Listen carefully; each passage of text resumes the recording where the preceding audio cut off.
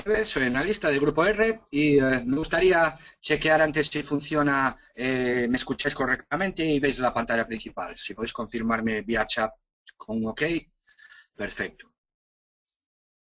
OK, bien, veo que se oye y se ve.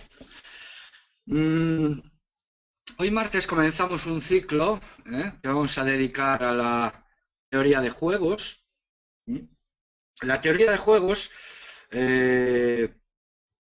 digamos que tiene bastantes aplicaciones o está quizá en más cosas de las que aparentemente en un primer análisis podemos observar, como veremos, y realmente es quizá el campo donde uno empieza a pensar, ¿no? Pensar, me oiréis hablar a mí muchas veces de tomar decisiones, analizar, evaluar, incluso calcular.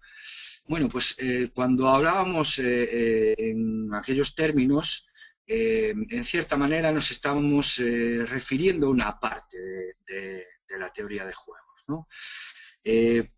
En una definición un poquito ya más formal, ¿no? Lo que hace la teoría de juegos es estudia la estrategia de la toma de decisiones. ¿Okay? ¿Qué es esto exactamente? Si recordáis, cuando hablábamos que no era lo mismo estudiar que entrenar, nosotros hacíamos hincapié en que lo importante cuando se realiza un análisis y probablemente lo que nos diferencia de muchos algoritmos es que somos capaces de evaluar el resultado. Es decir, lanzamos unas hipótesis y siguiendo esas hipótesis llegamos a un resultado. La evaluación de este resultado es lo que nos hace tomar un camino o lanzar otra hipótesis y que nos lleve a otro resultado, ¿no? Digamos, la capacidad de analizar los resultados sin ejecutar la decisión, por decirlo así en unas palabras un poco más llanas, ¿no? Específicamente, el estudio matemático de los modelos de conflicto y cooperación, que digamos son los dos extremos o las dos situaciones, entre, digamos, actores que se suponen, no en todas las teorías, inteligentemente racionales, ¿no? O con cierta inteligencia racional. Muchas veces este tipo de inteligencia, bueno, veremos que reciben críticas los modelos clásicos, pero muchas veces decisiones que parecen altruistas. De hecho, hay una de los modelos que podemos verlo en biología sin ir más allá, que es el altruismo biológico. La propia palabra altruismo, digamos, podría señalarnos que no hay evidencia de racionalidad o inteligencia y determinados modelos explican más en profundidad ese tema, ¿no? Una puntualización. Muchas veces vemos palabras o frases como game theory o theory of games. Básicamente es lo mismo, dependiendo un poco al campo en el cual se aplique, toma un nombre, ¿no? Lo importante es el fondo, es de qué trata, ¿no? Este tipo de materias. Simplemente nombrar que es muy usado en economía, en política, en psicología, en biología, en ciencias de la computación, en lógica, muchísimos campos, ¿no? Digamos, el primer o la primera asunción que nos lleva a la teoría de juegos, digamos, uno de los primeros casos, ¿no? Son los llamados juegos de suma cero. ¿Qué quiere decir esto? Es que unas personas ganan exactamente igual lo que pierden las otras. Digamos, por definirlo matemáticamente, es un conjunto cerrado en el cual no existen flujos de entrada-salida, sino que los flujos siempre son internos. Es decir, mi ganancia supone la pérdida de otro, ¿no? Por resumirlo así en pocas palabras, ¿no? Es un campo muy amplio, ¿no? Se desarrolló principalmente desde los años 40, 50, tuvo un boom en adelante, no digamos teoría de juego, concepto de los que le llaman umbrella. ¿Qué quiere decir esto? Quiere decir que no solo engloba una disciplina, ¿no?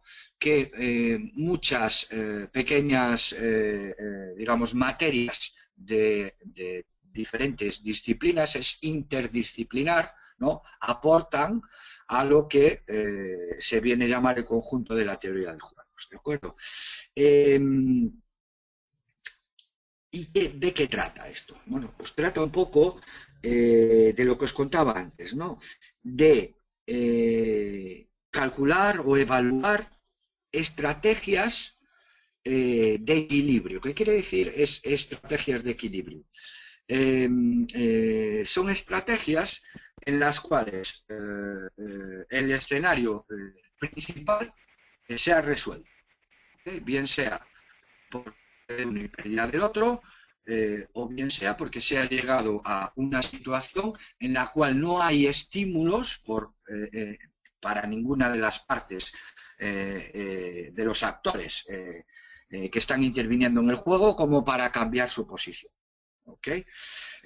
Uno de los primeros libros, digamos, uno de los principales, os lo muestro aquí en la pantalla, ¿no? Fue escrito por von Neumann, ¿no? Que digamos que es prácticamente el origen de la teoría de juegos moderna, ¿no? Permite modelos matemáticos, estadísticas, trata como, digamos, analiza muy bien decisiones, etcétera, que es un punto de partida, también sobre todo centrado en los juegos cooperativos, ¿no? Hay muchas clasificaciones del tipo de juegos, los veremos más adelante. Más que las clasificaciones, lo que trato un poco con este ciclo es de, digamos, abrir una puerta a que vosotros seáis capaces, digamos, no solo de elaborar un pensamiento, de elaborar una estrategia, sino de, pues, ¿cómo decirlo?, mostrar, digamos, cómo funciona cosas que a priori, o bien tenemos una opinión muy poco formada, o bien otra de las partes más comunes que se asume como ciertas o como verdaderas determinadas convenciones generales porque alguien lo dice o porque la mayoría lo dice o porque aquel lo dice o el otro lo dice, sin, digamos, tener las herramientas o desconocer las herramientas por las cuales eso puede ser verdad o no, o qué parte de cuán fundamentada está esa verdad que se asume como verdad. Y como veremos en este webinario, también trata de eso, ¿no? De cómo sostener verdades que todo el mundo sabe que son mentiras por determinados principios superiores, ¿no? Bueno, básicamente los árboles Los árboles de decisión. Si recordáis cuando tratamos el algoritmo Minimax y hacemos algunas, digamos, análisis, es una forma de representación y es muy útil a la hora de organizar, digamos, el pensamiento, de organizar la estrategia ya a nivel práctico. El árbol principalmente se utiliza en juegos secuenciales. Cuando hablamos de juegos, la palabra juegos, digamos, tiene otras acepciones, ¿no? Negociaciones, fusiones, adquisiciones, digamos, todo ese significado de juego, la palabra juego engloba un conjunto mucho más amplio, ¿no? No es simplemente la acepción normal, ¿no? Perdón, juegos secuenciales. Juegos secuenciales, pues por ejemplo, ¿no? Tú tienes que mover sabiendo la decisión que ha tomado el anterior. Es decir, uno va primero y el otro va después, ¿no? Se suele representar básicamente con árboles de decisión, ¿ok? Y, por ejemplo, aquí el primero, el jugador 1, imaginaros que juega U, podía jugar U o F, ¿ok? Y ahora el jugador 2 puede jugar A o R. Si juega A, obtiene el máximo payoff. ¿Qué quiere decir digamos, la recompensa? Es lo que se trata, en los modelos, lo que tratan de maximizar. Todos los intervinientes de un juego quieren obtener la máxima recompensa. La idea de máxima recompensa a lo largo de los años, digamos, se ha completado un poco más, sobre todo con la entrada de la corriente de los psicólogos, ¿no? Nosotros a nivel emocional lo sabemos muy bien, sabemos que, imaginaros, por concretar, ¿no? Dos trades. En los trades, en uno ganamos 100 euros y en el otro ganamos 100 euros. Ok, la recompensa monetaria es exactamente la misma. Okay. Para digamos, para la teoría clásica de juegos, se acabó. Las dos opciones son igual de válidas, los dos paretos o las dos situaciones que se ha dado.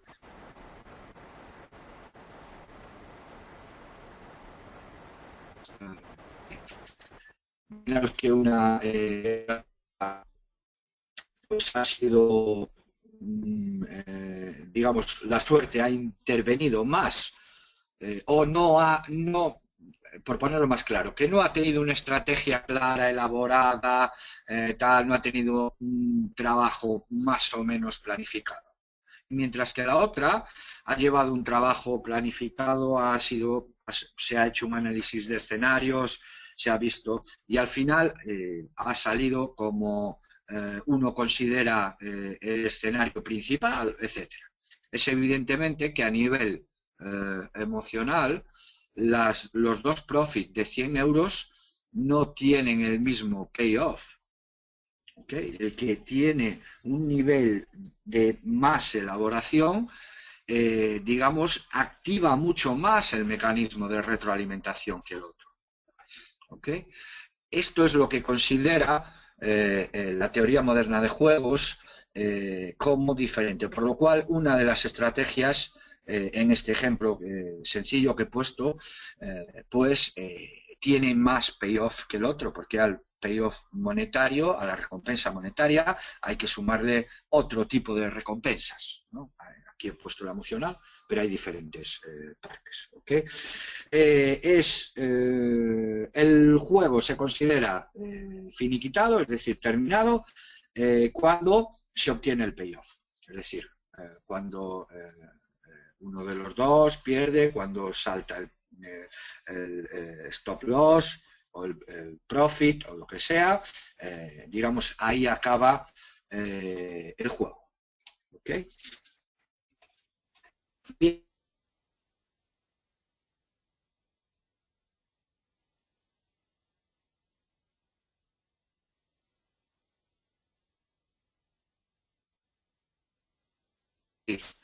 Aquí, si recordáis, cuando hablábamos de redes bayesianas, hacíamos una matriz. La matriz,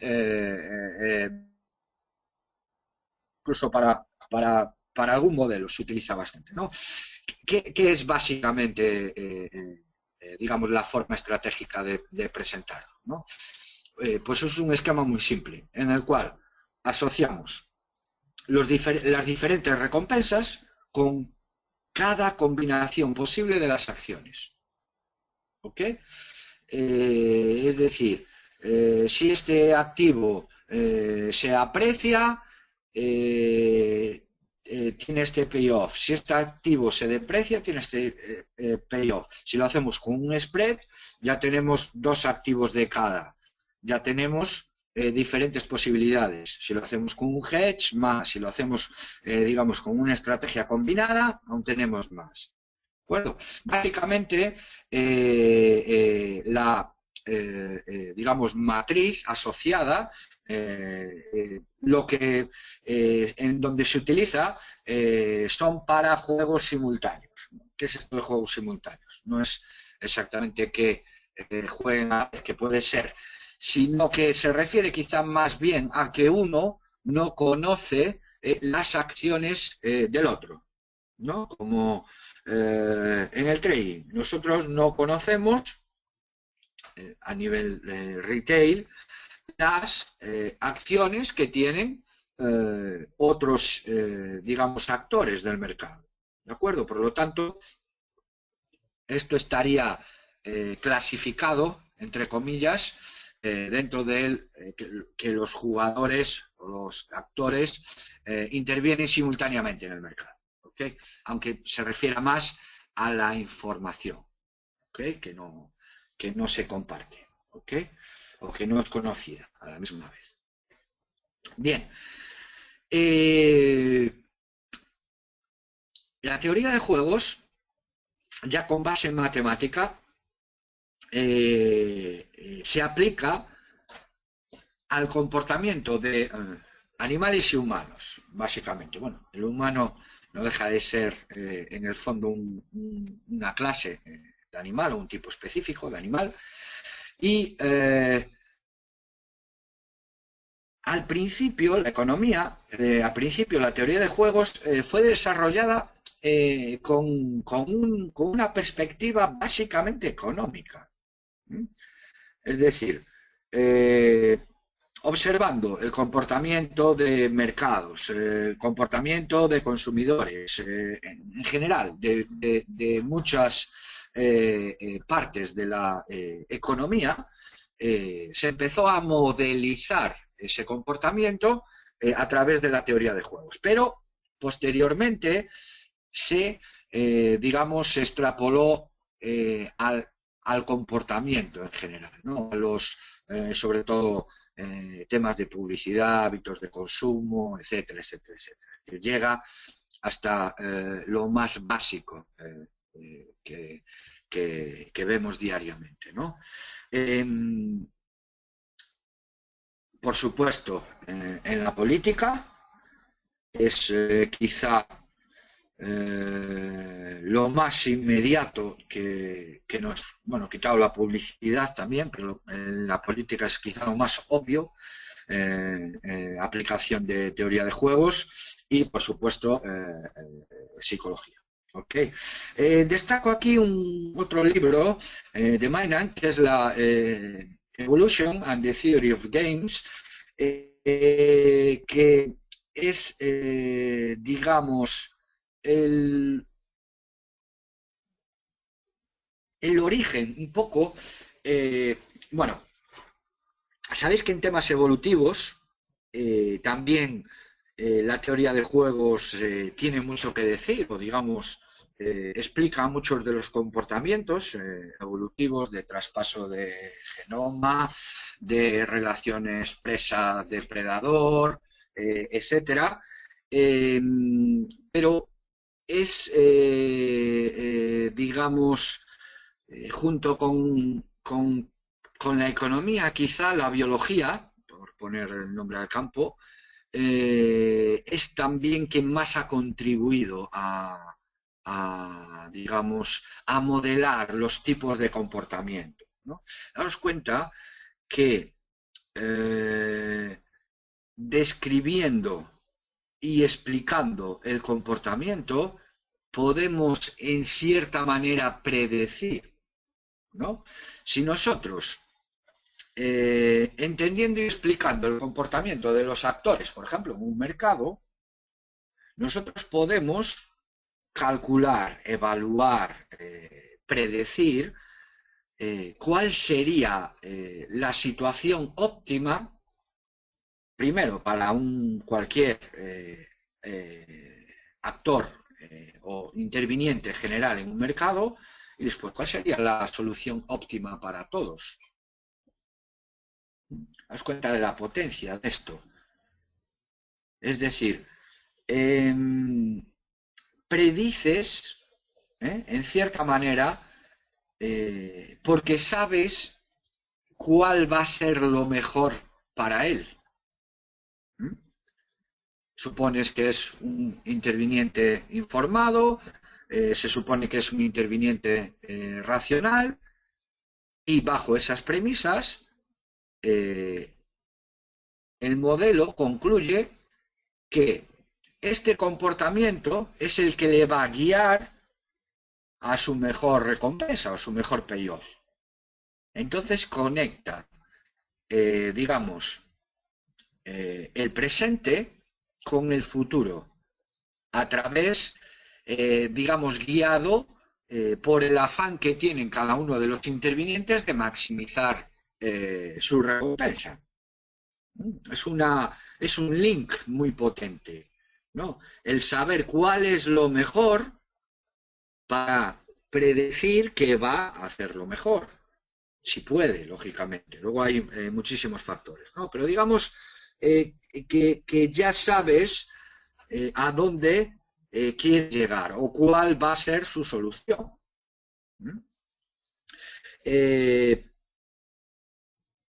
Por supuesto, entender el propio comportamiento es fundamental para digamos, intentar predecir cómo se van a comportar los actores en un mercado. ¿De acuerdo? Y sobre todo para modelar el comportamiento de determinadas poblaciones, ¿no? Es algo, digamos, extendido, ¿no? Que es un poco la idea que os adelantaba hace un ratito. Encontrando los óptimos, ¿no? Nosotros podemos predecir cómo se comportarán las poblaciones humanas, ¿okay? En diferentes situaciones, ¿no? Pero esto tiene varias críticas, ¿no? Que es importante, digamos, señalarlas. La primera, y más, digamos, general, es que en situaciones de la vida real, esto no siempre es así. ¿Por qué? Porque se asume que los actores, los jugadores son racionales. Pero a veces, no siempre, el comportamiento en la práctica, pues digamos, se desvía de esta asunción en el modelo. Digamos que aquí hay una argumentación con los que sí siguen defendiendo la teoría de juegos en la vida real, que utilizan modelos físicos, digamos, para explicar todo esto, ¿no? Y que en juegos, por ejemplo, como el juego del dictador, la gente normalmente no juega al equilibrio de Nash, ¿no? El equilibrio de Nash, digamos que es el que maximiza la solución óptima. ¿Okay? En este caso, si pensamos en el dilema del prisionero maximiza la situación óptima para los dos intervinientes, ¿no? Que es básicamente, entraremos más adelante en todos estos modelos o ideas de juegos, ¿no? Que no dejan de ser una abstracción de cosas que, digamos, después tenemos que concretar en la práctica con muchísimos ejemplos, pero el juego de dictador es muy sencillo. Existe un dictador que es el que dicta las normas y existe el que recibe, ¿ok? Y analiza o trata de reflexionar acerca de por qué el dictador da dinero al que lo recibe. Pongámoslo, digamos, no lo sé, pongamos, por concretar un poco, ¿por qué la eurozona da dinero a Grecia? ¿No? ¿Y qué cantidad de dinero da a Grecia? ¿No? Aquí se activan, digamos, dos mecanismos fundamentales. El primero es que el que lo recibe tiene que estar de acuerdo con la cantidad que se le da. Si no, no hay juego, no hay negociación. Después, el que da intenta quedarse con la máxima cantidad de dinero. Es decir, tiene que haber un equilibrio entre los dos. ¿Por qué da el dictador dinero? No lo da altruistamente, lo da para preservar su puesto de dictador. Sabe que tiene que pagar, o pongamos en un país, determinados asuntos para seguir manteniendo su rol. Y el que lo recibe tiene dos opciones, o rechazarlo y montar la revolución, o aceptarlo, con lo cual se vuelve otra vez a, digamos, poner el juego en marcha, ¿no? El equilibrio entre estos dos factores, entre el que da y entre el que recibe, está muy lejos de ser algo irracional, sino que todo tiene su justa valoración, ¿no? Aquí es donde entra el análisis de las diferentes partes del juego, ¿no? De las diferentes variables, ¿no? El dictador quiere seguir manteniendo su rol y el que recibe tiene que aceptar la cantidad que le da el dictador, ¿ok? Entraremos más adelante en todo este tipo de juegos, ¿no? Y sobre todo, lo que se viene a llamar un poco, ¿no?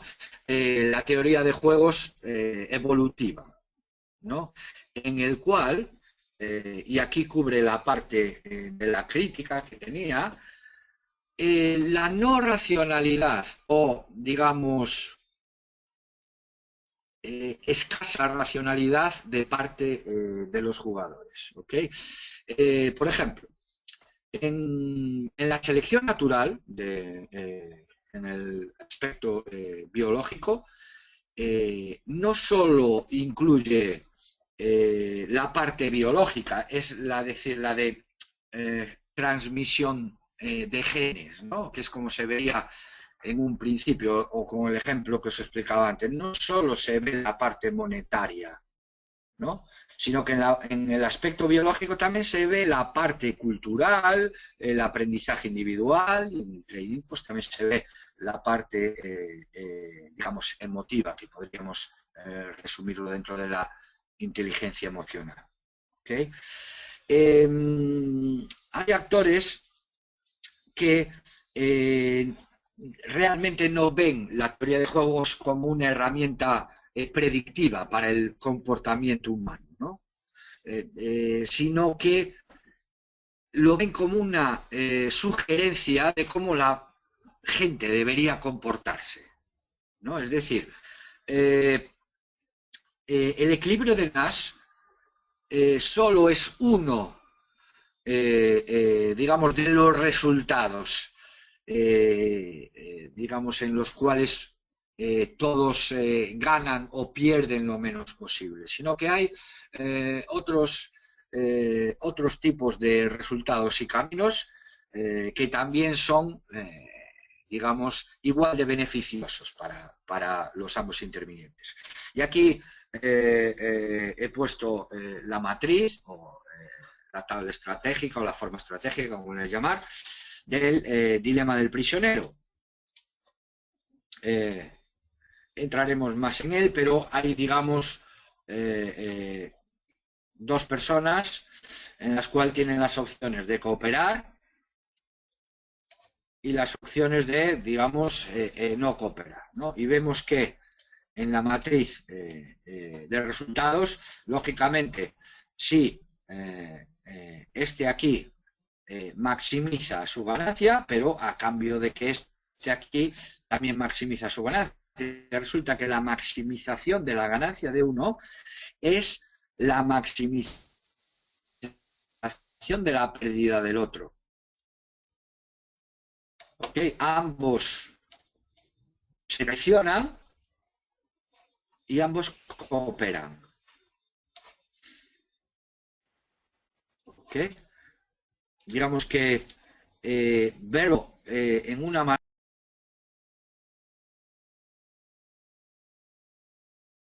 emplear o que uno se proponga revisar o analizar es una forma muy clara.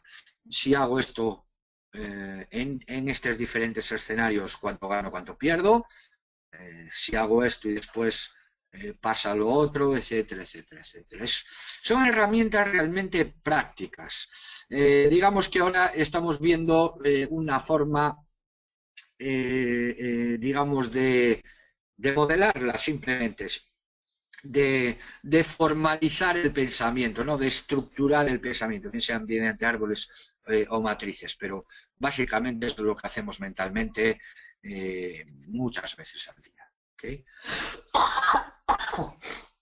Perdón. Por supuesto, la teoría de juegos en matemática económica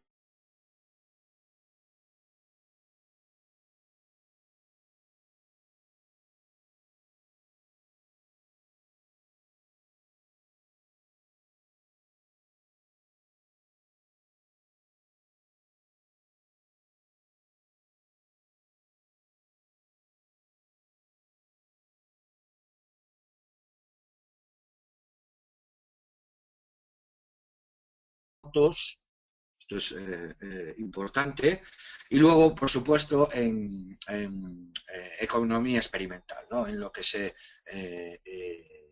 conlleva el comportamiento económico, ¿no? Una de las grandes desarrollos, sobre todo con las ciencias de la información, está, que tratamos tangencialmente cuando hablamos en el, digamos, cuando hablamos de psicología, si recordáis, que podríamos, mediante patrones lingüísticos, valorar o cuantificar cierta información económica, ¿no? Le poníamos un número, no solo en cuanto a los sentimientos, sino en cuanto a otros targets, como veracidad, frescura, potencia, impacto, etcétera, etcétera, etcétera, ¿no? Y por supuesto en política económica, básico y de manual. En los juegos no cooperativos, digamos, lo que más nos suena a todos, y viene principalmente de la idea de solución o de equilibrio, ¿no? Es un equilibrio. Pues cuando las partes no tienen incentivos para salirse de esa situación, ¿no? Imaginaros una relación obrero-empresario, ¿no? Cuando un obrero no tiene incentivos para salir de la situación, es decir, para cambiar de empresa, existe una situación de equilibrio. ¿Okay? Los incentivos pueden ser que no encuentre un trabajo mejor, un sueldo mejor, incentivos emocionales, incentivos de estabilidad, etcétera. Ahí hay muchos factores, ¿no? Pero digamos que esa es una situación de equilibrio. Cuando las dos partes, ¿no? Y en la parte contraria, el empresario no tiene incentivos para despedir al trabajador, pues porque tiene trabajo, porque no va a encontrar otro mejor, porque el sueldo es razonable, etcétera, etcétera, ¿no? Digamos que esa es una situación de equilibrio básica. O cuando, hablando en la fijación de precios, cuando en movimientos observamos que el precio de un activo pues se establece en torno a un precio, a un rango de precios. ¿Okay? Ahí quiere decir que los compradores o vendedores, como lo queráis llamar, hay muchos puntos de enfoque para ver esto, ¿no? Están de acuerdo básicamente en el precio, ¿no? Por el momento. Das cuenta que son sistemas dinámicos, lo mismo que el trabajador con el empresario está de acuerdo por el momento y el empresario con el trabajador por el momento, ¿no? Digamos que es una situación de equilibrio temporal. En realidad todos los equilibrios son temporales. Si un equilibrio fuera constante, no habría juego, no habría mercado. ¿De acuerdo? Y como hemos visto desde otras perspectivas, los intervinientes en el mercado no pueden tener la misma opinión. La fuerza o la inercia de que un mercado se mueva es que los diferentes actores que intervienen en el mercado tienen diferente criterio acerca de la situación, en este caso del precio. ¿Okay? Y explicábamos esos diferentes criterios por diferentes, digamos, estrategias temporales, ¿no? Y poníamos el ejemplo de, aun cuando el petróleo estaba en devaluación, en desplome, que lógicamente los inversores a corto estaban digamos, de acuerdo en que el precio estaba sobrevalorado y tenía que devaluarse más, devaluarse más, devaluarse más. Si no hubiera inversores a largo, ¿no? Que están acumulando petróleo en barcos o que están, digamos, diseñando estrategias o implementando estrategias. Perdona.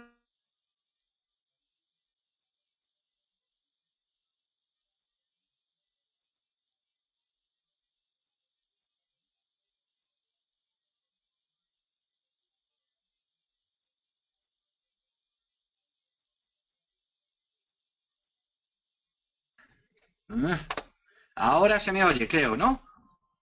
Ahora sí, ¿no? Se me escucha. ¿Dónde quedará? ¿Cuál fue la última frase que...? Ok. Creo que estábamos hablando de las diferentes perspectivas, ¿no? De inversores a corto e inversores a largo. El petróleo, efectivamente, que esas, es por poner un ejemplo, ¿no? Que esas diferentes perspectivas es lo que hace que exista mercado, básicamente. ¿De acuerdo? Y el concepto de equilibrio es precisamente esa idea, ¿no? Básicamente,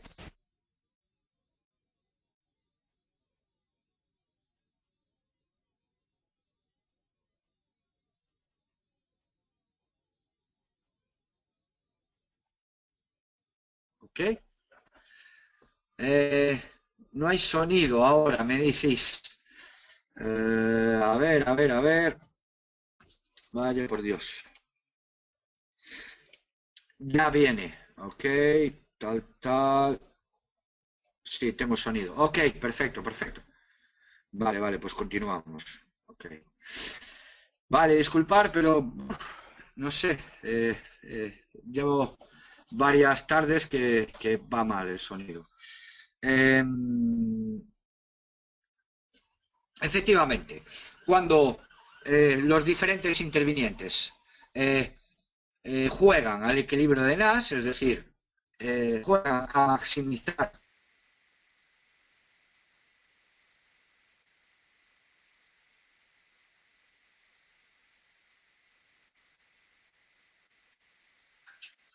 Por lo tanto, es una asunción perfectamente válida, ¿no? Que todo el mundo intenta maximizar su beneficio. ¿Okay? Lógicamente,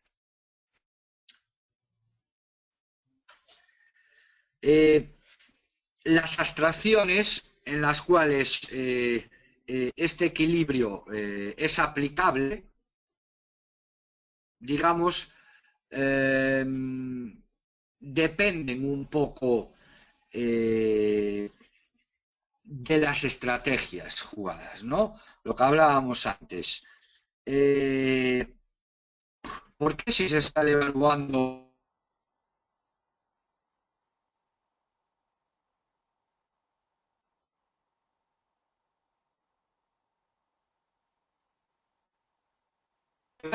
maximizar su ganancia? Es decir, todas las partes tienen una, digamos, una explicación un poco más allá de lo inmediato. Siempre hay que buscar qué es lo que se intenta ganar, ¿no? El ejemplo es realmente útil en este caso, ¿no? Ok, y ahora vamos a tocar un poquito la ciencia política, ¿no? Que es donde más bombardeo hay de todas estas cosas, ¿no? La política económica, ¿ok? Público-privado, negociaciones de guerra, etcétera. Y en general la teoría social, ¿no? Hay un libro bastante potente en An Economic Theory of Democracy, que trata, o digamos, aplica el Hotel Field Location Model. ¿Qué quiere decir esto?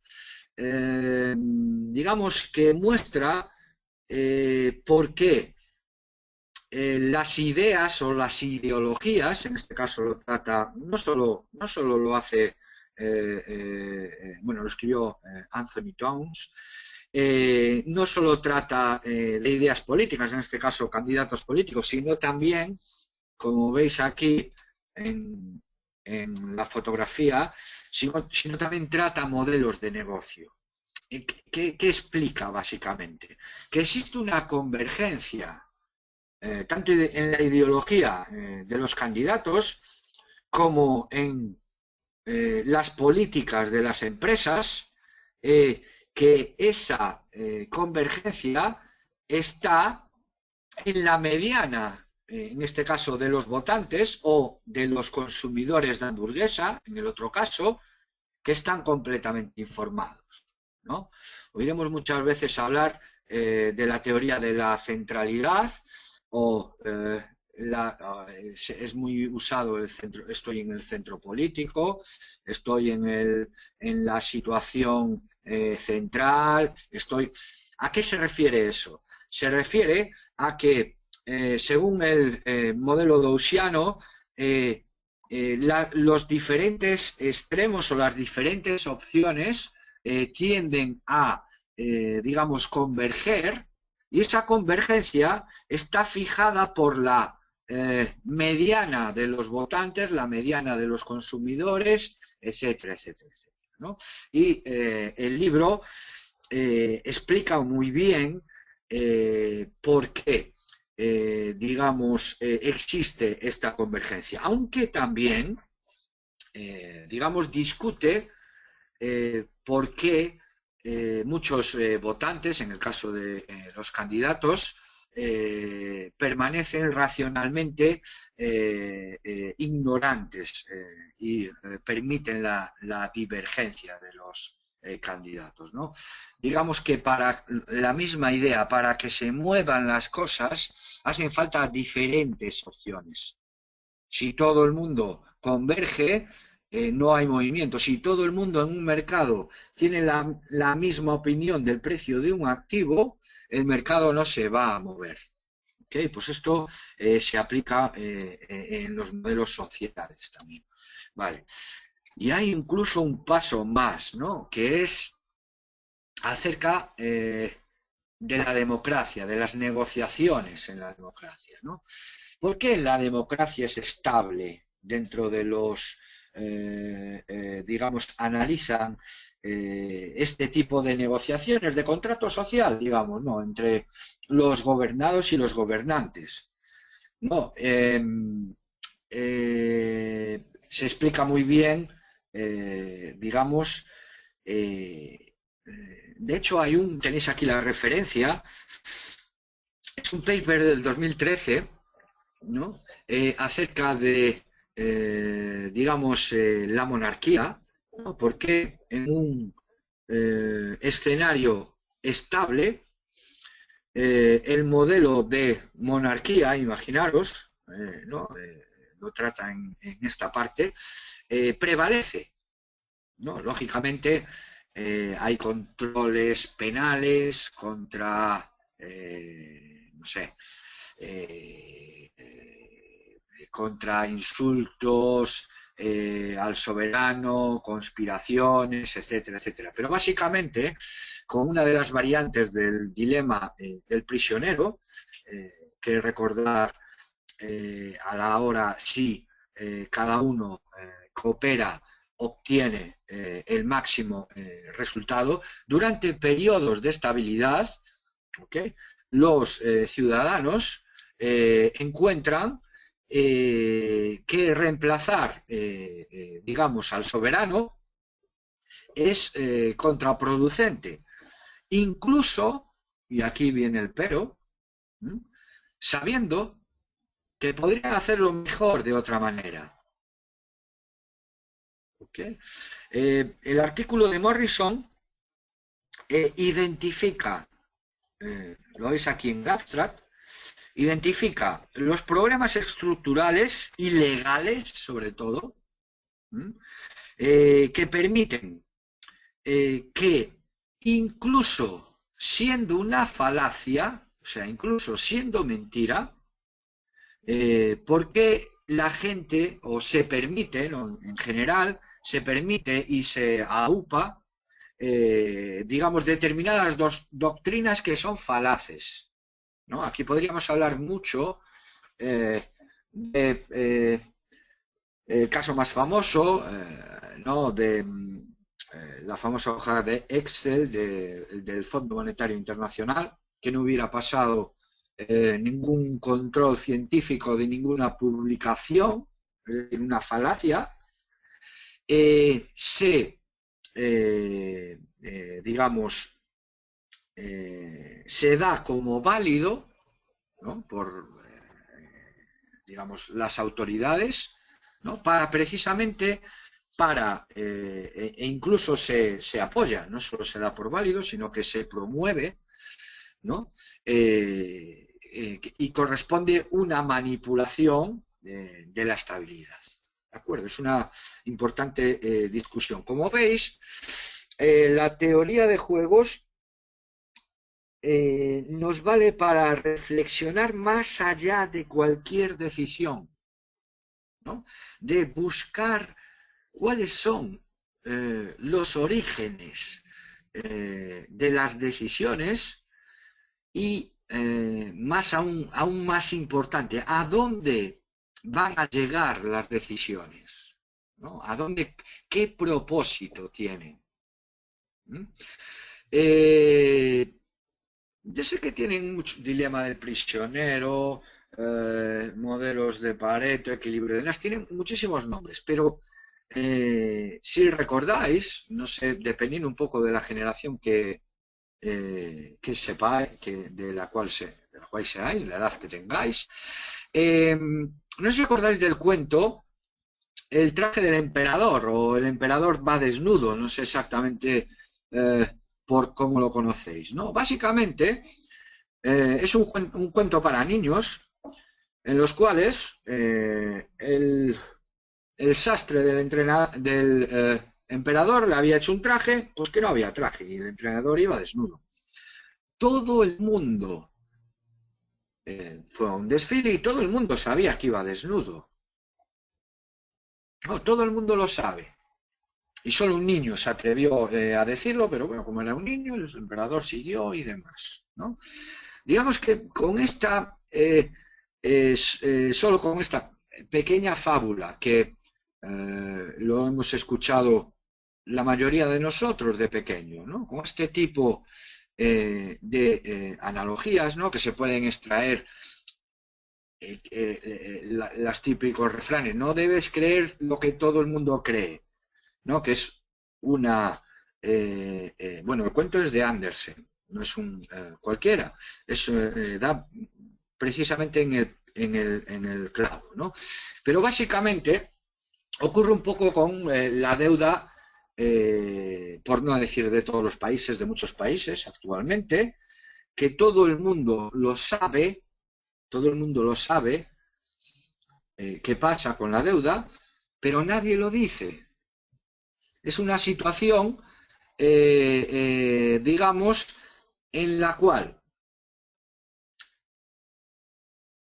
mantenemos una falacia, ¿okay? Como los del traje del emperador, mantienen una falacia, ¿no? Esto también entra dentro de las teorías de juegos, pero hay que, lo que nos da el conocimiento de la teoría de juegos es, uno, el análisis de todo este proceso, el por qué todo el mundo asume la deuda cuando sabe que no la va a pagar, que no es posible pagarla. ¿Por qué se juega al juego y cuál es el propósito? ¿A dónde llega este propósito, ¿no? También se explica lo que es lo que os dije antes, ¿no? ¿Por qué se llega a un sistema democrático? ¿Por qué hay una paz democrática, ¿no? Digamos que paz a cambio de prosperidad, de servicios, etcétera, etcétera, ¿no? Esa negociación, ese tipo de negociación, no ha sido siempre así. Ha sido un campo que siempre ha estado en disputa entre gobernantes y gobernados. Digamos que se ha llegado en un momento a un equilibrio de Nash y ha sido durante un tiempo, digamos, permanente en el tiempo, lógicamente con sus ajustes, etcétera, etcétera, ¿no? Lógicamente, el cambio de las condiciones implica el ajuste de nuevas normas, implica un nuevo contrato entre gobernados y gobernantes, ¿no? ¿Qué tipo de concesiones tienen que dar? Por ejemplo, ¿por qué en los modelos dictatoriales en muchos países ya no son sostenibles, ¿no? Porque, no sé, en los años 60, en los años incluso 70, etcétera, era normal, golpe de Estado, establecer un dictador y a funcionar, ¿no? Ese tipo de modelos se ha dejado de utilizar en la teoría de juegos, ¿no? Porque lo que se viene a llamar la paz democrática, ¿no? Implica que las concesiones que tiene que hacer la parte no democrática no son las óptimas de si hay otro tipo de relación entre gobernados y gobernantes, ¿no? O entre más que gobernados y gobernantes, las distintas partes de la negociación, ¿no? Incluso la teoría de juegos nos puede ayudar a predecir la respuesta de los países ante determinadas leyes o reglas que van a ser aplicadas. ¿Okay? Aquí es mucho, se utiliza mucho lo que son los globos sonda, ¿no? Para testear la respuesta de la población ante, no sé, la última un poco que me viene a la memoria fue la de reducir la cantidad de dinero en efectivo en las transacciones comerciales, etcétera, ¿no? Se probó tal, digamos, cuál es la forma de funcionar, ¿no? Nos puede dar la manera para negociar, ¿no? Un buen ejemplo de goods conforme a reducir el cambio climático. Bueno, sabéis que hay unos futuros sobre las emisiones de CO2, o había, no lo sé, los perdí de vista hace tiempo. Se podía negociar con unos futuros unos futuros ambientales. Estoy hablando de hace años, no sé ahora cómo estará el tema, pero bueno, en el 2013 sacó un importante paper acerca de que las diferentes naciones llegan a una especie de equilibrio de Nash. Tienen digamos, sus problemillas, pero bueno, se puede establecer que hay un cierto equilibrio a la manera del dilema del prisionero, ¿no? Y que, pues esto de la reducción de las emisiones, pues que prácticamente no va a funcionar, ¿no? También en biología hay lo que se llama, digamos, la estrategia, el establecimiento, ¿no?, de la estrategia evolutiva. Esto se ve muy bien por ejemplo, en las poblaciones. Hay un ejemplo básico, se utiliza mucho en biología animal, que son los halcones y las palomas, ¿no? ¿Cuántos halcones tiene que haber? ¿Cuántas palomas tiene que haber? Bueno, pues la relación en un hábitat o en un nicho de halcones y palomas sigue un equilibrio de Nash, ¿de acuerdo? Va a haber tantos halcones y tantas palomas como el equilibrio de Nash nos predice que puede haber, ¿no? Lógicamente, este equilibrio es, como en el caso del contrato social, como en el caso de las cotizaciones en los valores, no es un sistema estático, es un sistema dinámico, ¿ok? También se utiliza muchísimo el ratio de sexo, ¿no? Mujeres, hombres. Incluso en países en los cuales, desafortunadamente, como sabéis, el ratio entre hombres y mujeres es corregido por políticas públicas incluso, ¿no? Por supuesto, esto tiene una explicación, digamos, dentro de la teoría de juegos en concepto de recompensa, ¿no? Maximizar el número de descendientes, básicamente es de lo que se trata, ¿no? Hay también casos interesantes en los cuales se aplica este equilibrio biológico, ¿no? Que básicamente depredador-presa, ¿no? Son sistemas en los cuales, como veis, sistemas depredador-presa, no podemos hablar de racionalidad, ¿no? Tendremos que hablar de algo que como humanos no podemos definir como racional. Lo tenemos que definir como biológico, por poner un nombre, ¿no? O genético, si lo queráis llamar, o antiguamente se llamaba instinto, o como sea. Pero el caso es que tanto en sistemas depredador-presa como en sistemas sociales, como en huelgas de trabajadores, contrato social, negociaciones entre empresas, fusiones, mercados, etcétera, etcétera, etcétera, básicamente se llega a un tipo de equilibrio, ¿no? Sería un poco la conclusión. Bueno, pues ese tipo de equilibrio nos es alcanzable mediante las valoraciones de las cosas, ¿no? Es una idea, pensarla, es una idea muy potente, ¿ok?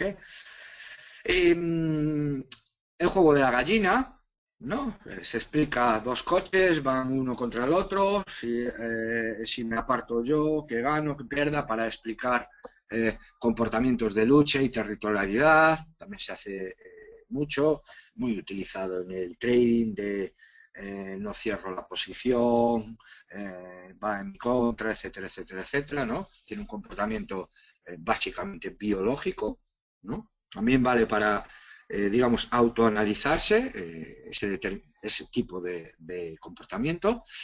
Y paradójicamente, muchas, no solo paradójicamente, sino que quizá con las ciencias de la información, manipulación, publicidad, etcétera, el desarrollo en el campo de la biología es muchísimo más imaginativo y muchísimo incluso más real, más científico que en el campo de la economía, donde eh, bien sea burdas imitaciones, manipulaciones basándose en la desinformación de los actores, etcétera, pues digamos, rebaja mucho desde el punto de vista, ¿no? de la teoría de juegos. ¿No? El altruismo. Esto no hay manera de explicarlo. ¿Por qué un organismo o una persona, digamos, se sacrifica en detrimento, o sea, en contra de sí mismo, cuando una de las premisas es que yo quiero maximizar mi beneficio? ¿Ok? Por supuesto, ese sacrificio en el cardumen de aves, o de, perdón, en el cardumen de sardinas atacadas por un tiburón, hay determinadas sardinas que digamos que se sacrifican, ¿ok? Lo están haciendo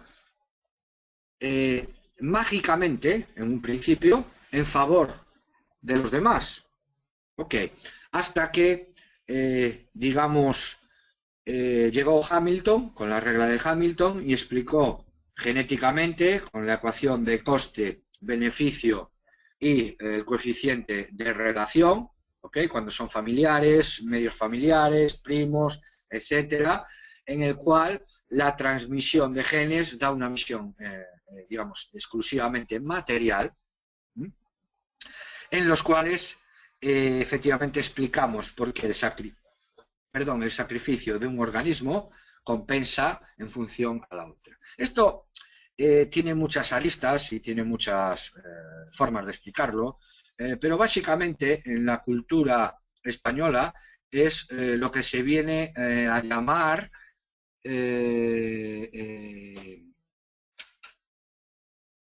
cabeza de turco, ¿no? O algo así, no me acuerdo muy bien la expresión. O digamos que es, no sé, por poner un ejemplo político, ¿no? Eh, digamos, la caída del vicepresidente primero del anterior gobierno, Rodrigo Rato, ¿no?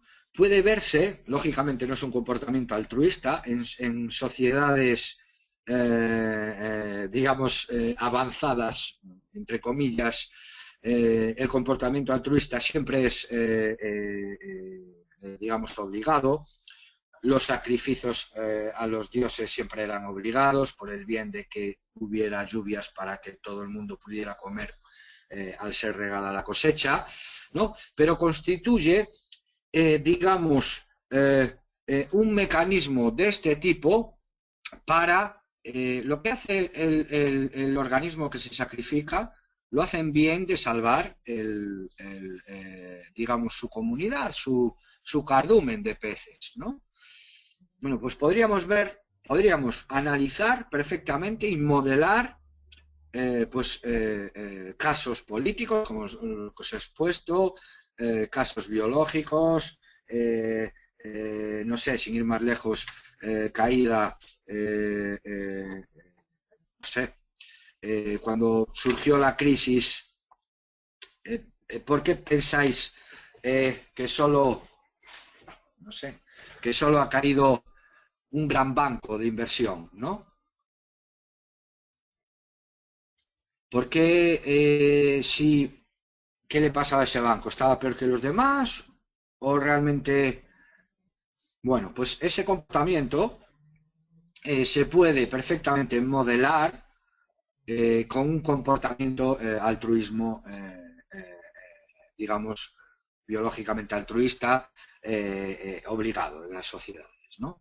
Se ha hecho un sacrificio para el bien de la comunidad, ¿no? Y todas esas partes, digamos, tienen su modelado, tienen su explicación perfectamente racional y económica. ¿Okay? Desde la caída de bancos, la caída de políticos, la caída de banqueros, hasta, no sé, comportamientos en equipos de fútbol, ¿no? Se puede extremar cada una de los modelos de las partes, ¿no? Y bueno, aquí para ultimar hay un libro, si lo habéis leído, con respecto al High Frequency Trading, que Flash Boys os lo recomiendo.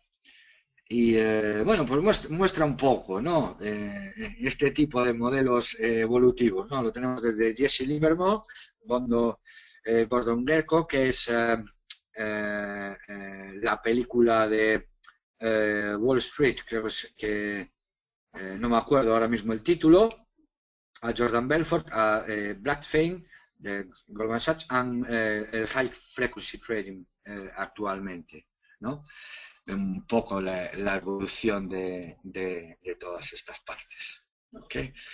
Bueno, y básicamente por hoy abrimos una pequeñita, quedan, bueno, vamos 9 minutos, unos 5 minutitos de preguntas, pero básicamente he tratado de, es una introducción, ¿no? Veis que el campo es muy amplio, ¿no? Pero me gustó poner sobre la mesa así unas cuantas ideas salteadas, ¿no? Para que vosotros, digamos, las tengáis en cuenta. Y luego en los webinars posteriores ya nos iremos centrando más, ¿no? Iremos cogiendo casos particulares y analizarlos de principio a fin y hacer, digamos, evaluarlo, ¿no? Hacer la práctica formal que diariamente hacemos en la toma de decisiones, ¿no? Porque es de lo que va esto, de tomar decisiones.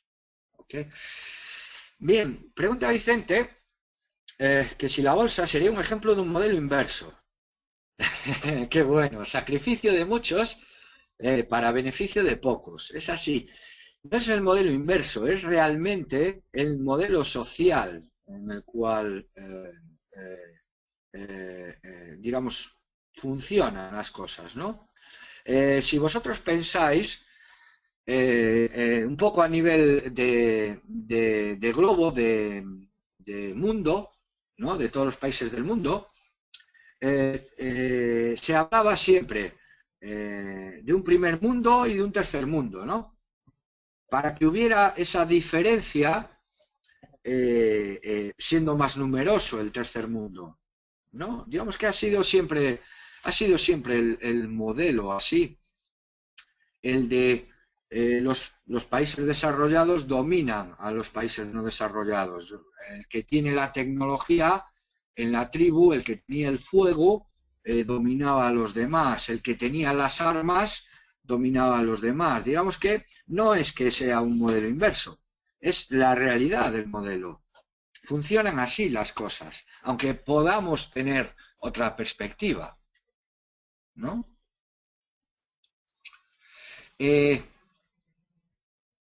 ¿Me podría recomendar un libro en inglés o español de introducción? Básicamente, ¿por dónde puedes empezar? Aquí empieza todo. Theory of Games and Economic Behavior. Es de Von Neumann, el informático. No solo informático, matemático, Bueno, es un excelente libro, ¿ok? Con él se empieza a plantear todas esas cosas. Y después, más que libros, una vez tengas las ideas, espero dejar aquí 4 ideas básicas al finalizar el ciclo de webinarios. Principalmente funcionar por papers, lo que hemos hablado muchas veces cuando hacemos un análisis de los papers, ¿no? Eh, eh, hay muchas revistas en las cuales los papers, algunos papers son gratuitos y si no, muchas de las bibliotecas tienen la suscripción a las revistas, las cuales podéis consultar y ver. Hoy en día eso no tiene prácticamente una barrera. ¿Okay? Estoy recién empezando, entendí los conceptos mencionados, pero quisiera tener una mayor información de, por ejemplo, cómo, por ejemplo, ver más modelos. Sí, hay miles de modelos, desde creo que no di ninguno de juegos. No sé si cuando dimos los papers, si alguien me puede,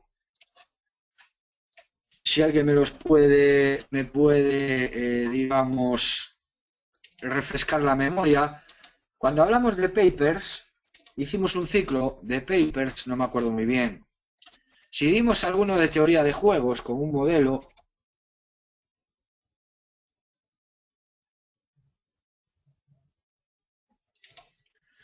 no me acuerdo muy bien. Si vimos, básicamente los modelos vienen, los modelos son modelos matemáticos, todos. ¿Okay? Son ecuaciones, básicamente, ¿no?